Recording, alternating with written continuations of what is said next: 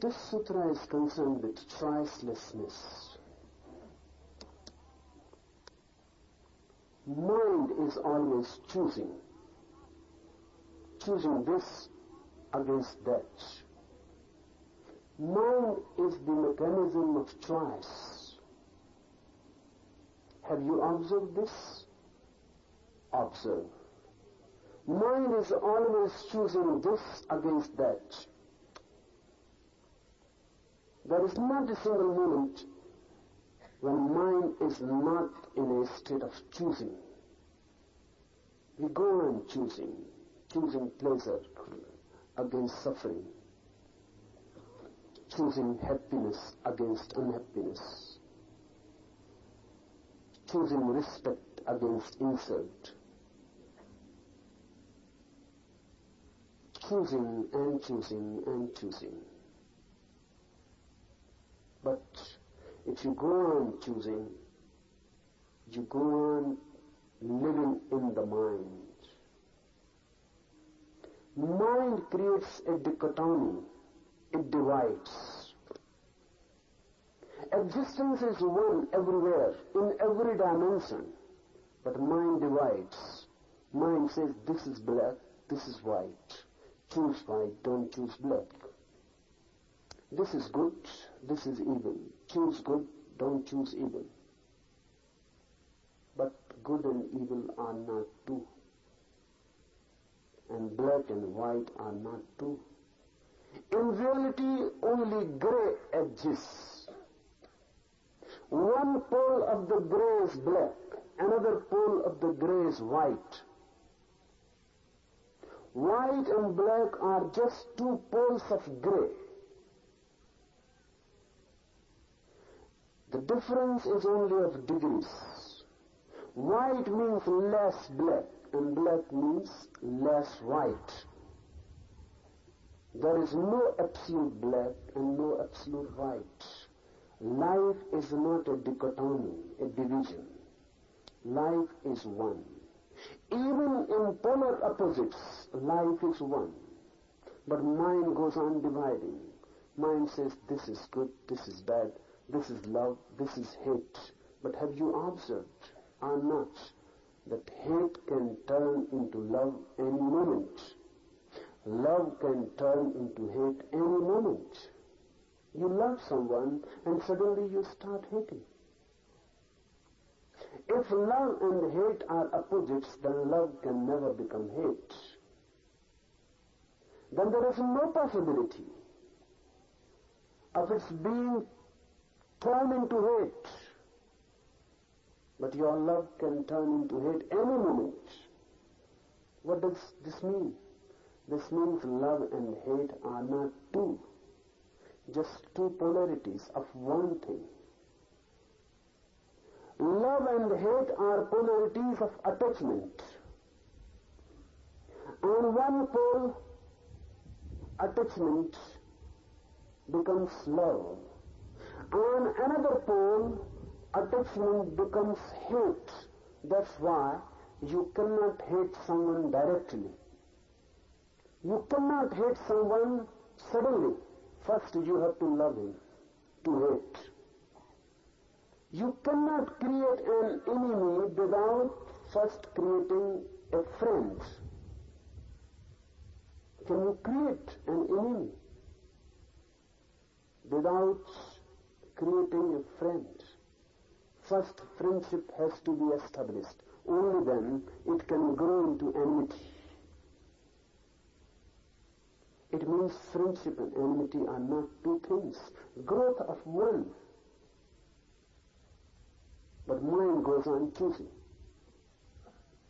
So mind creates a false world of divisions which are nowhere. In existence there are no divisions. Existence is liquid, flowing from one pole to another, moving again to another. Existence is like a pendulum, moving from right to left, from left to right continuously. From hate to love, from love to hate. But mind divides, and mind says this is to be chosen and this is not to be chosen. then suffering comes in. Because when you choose one part of a long movement, you have chosen the another part also. If you choose love, remember, you have chosen hate also. And when love will turn into hate, you will suffer. You have chosen happiness. You have chosen immediately unhappiness also. And now when happiness turns into unhappiness, you will suffer.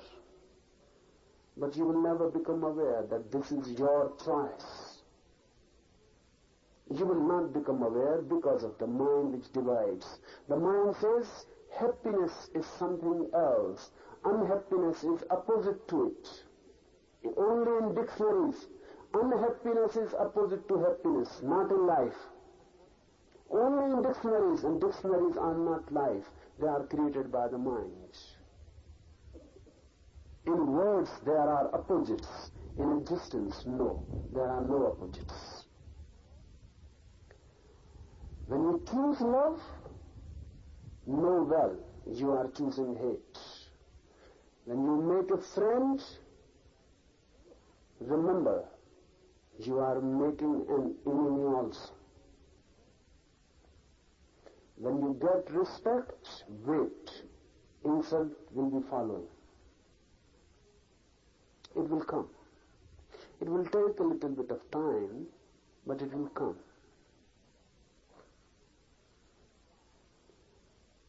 When you choose one part of one unity which cannot be divided, you will suffer.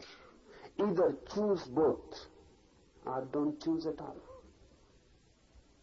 Remember, in both the ways, you become choiceless. Either choose both, then mind cannot function. Choose love and hate both. The moment you fall in love with someone, know well you are falling in hate also. Don't make any division. Know that love is a hidden hate. Choose both. See the beauty of it. If you can choose both, you have not chosen at all. Because choice always means choosing against something. You can choose love against hate. If you choose both, it is not a choice. You have chosen both, love and hate. You can choose happiness against happiness. How can you choose both? If you choose both, it is choiceless. So either choose both or don't choose at all. And mind dissolves. Mind dissolves only when you don't choose. And when there is no mind, you are. For the first time in your crystal clarity, for the first time in your original freshness, for the first time, your real face is encountered. Mind is not there, the dividers.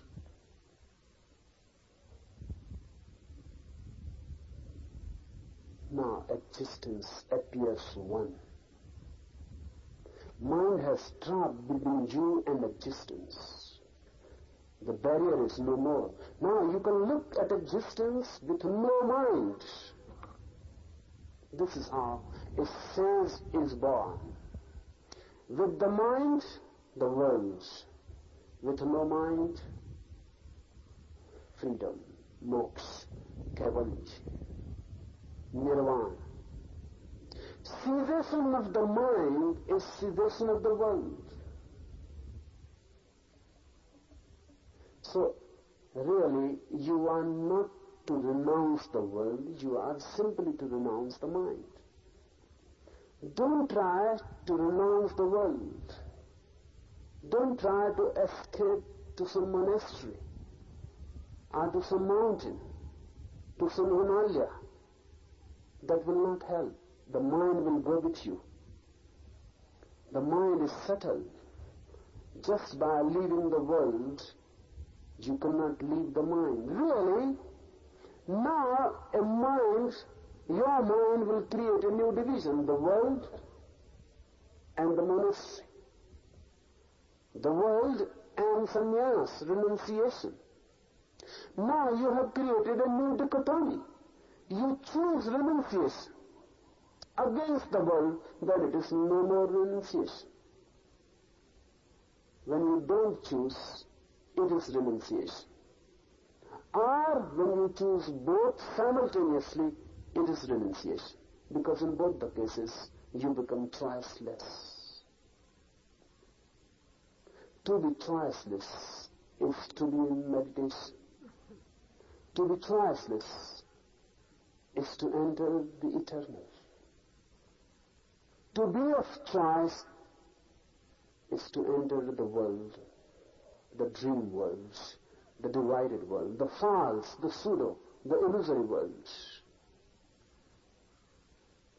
So how to be without a mind? That's the basic inquiry. And this sutra says, be choiceless and you will be without a mind, because mind is choice. Try it. Whenever the mind says, choose this, either choose also the opposite immediately. The mind says, this face is beautiful. This body is proportionate. Love this body, this is beautiful. Immediately remember, this body is also ugly. I love this body because it is ugly also.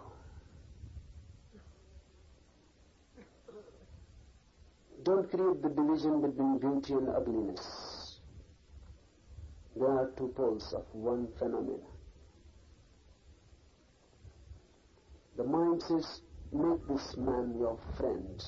He is so loving. But remember, whosoever can love can hate.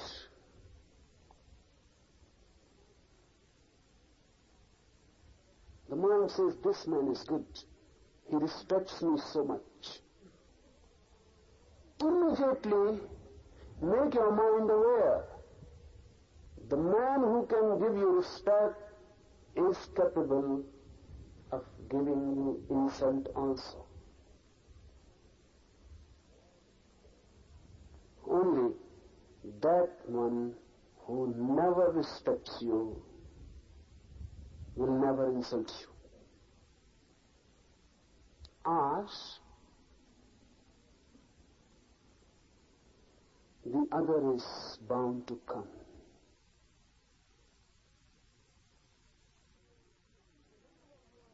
So whenever you are choosing and the mind says, choose this is good, gratifying.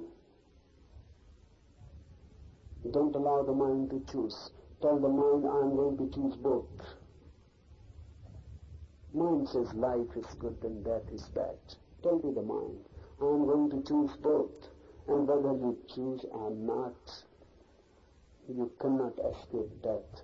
Once you have chosen birth, you have chosen death. But the mind will go on saying, and deceiving itself, and thinking in hope that somehow death can be escaped. You cannot escape. Death has entered with birth. Birth is the first step of death. Death will be following. It will take a little bit. It will take time. Wait. When birth has come, wait. The other pole will be coming. Don't choose. Don't choose life against death. Choose life and death. Choose life plus death. When I say choose life plus death, what I really mean is, then you cannot choose. Choice becomes absurd. Choice becomes impossible. If you can see life and death as one process, you will not choose. You will become choiceless. Then things will go on happening. Death will come. But when death comes to a choiceless mind, it is a very different phenomenon. When death comes to a choiceless mind, you can enjoy death as you have enjoyed life. Death is beautiful when it faces a choiceless mind. When death is mirrored in a choiceless consciousness, it has a beauty of its own. A silence, a deep silence of its own. A depth, a very dark depth of its own. A bottomless abyss, infinite. When it faces a choiceless mind, death is divine. But when it faces a chosen mind, death is ugly. Death is the enemy. Not that death is enemy, death appears enemy because you have made friendship with life. You have chosen life, death appears the enemy. You have said life is beautiful. You have longed for life. That's why death becomes ugly. Otherwise, if you don't choose, if you don't divide, the totality of life is always bliss.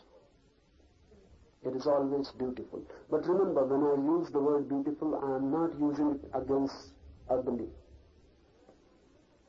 When I say beautiful, I mean not against ugly. Because division is ugly. And when beauty is against ugliness, it is ugly. When I say life becomes bliss, I am not saying it against misery. When bliss is against misery, bliss itself is a misery. When I say bliss, I mean the division has disappeared. The dichotomy has gone. The dilemma is no more. The mind is not there to divide. Christlessness is the deepest state of consciousness. Mind is the surface. Christlessness is the depth. Don't choose. Or, if you feel it is difficult not to choose, then choose both the polarities immediately, simultaneously.